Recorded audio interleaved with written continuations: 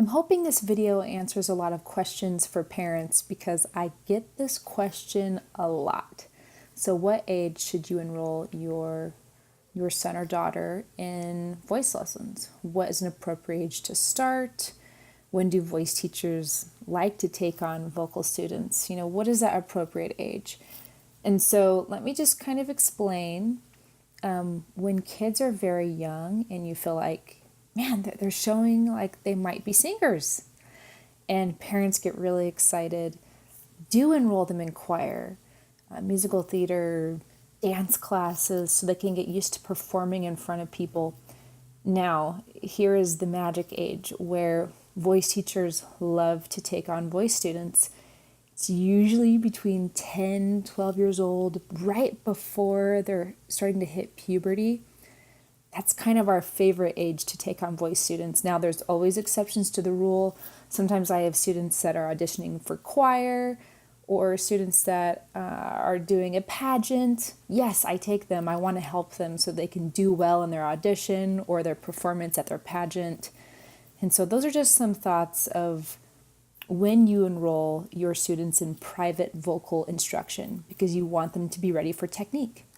I almost wonder if, like, listening to recordings I had even when I was 12 years old, it seems like I just had a natural way You did. of going up and down. And it's like a teacher didn't have to teach me that almost. I mean, of course I needed, help and improvement. No, young kids have natural stuff. That's why I don't take little kids. Mm-hmm. Unless they're doing some professional work and they just need, they need safety in their voice. Okay. But yeah, you don't want to alter their voice too much. Not at all. See, I think a lot about that because I'm scared of that because it kind of happened to me in a way. Yeah.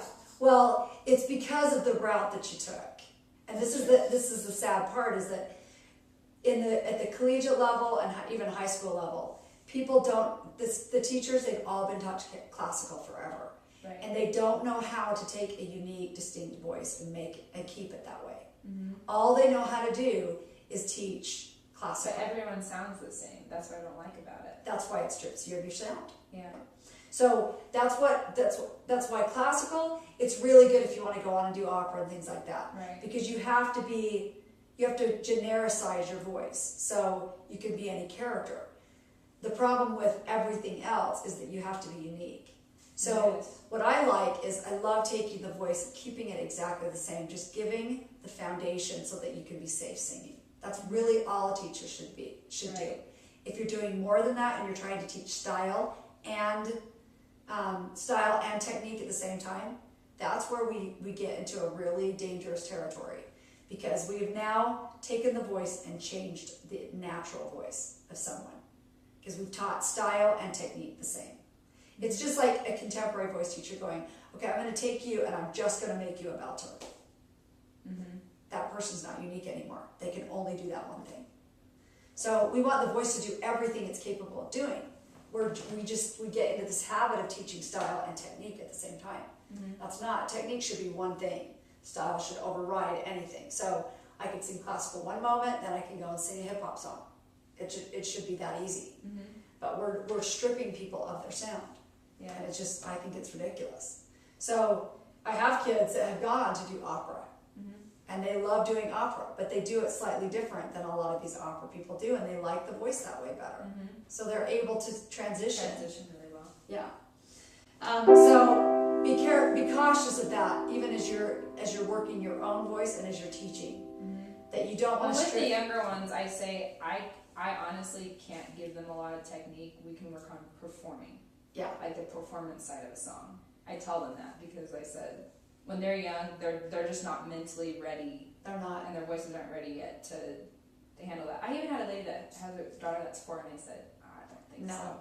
No, you know what? Say, she's like, but she sings everywhere. I'm like, she's 4. That's okay. Let her sing everywhere. Yeah. Get her a little microphone, put it in a room, and have her sing all the time.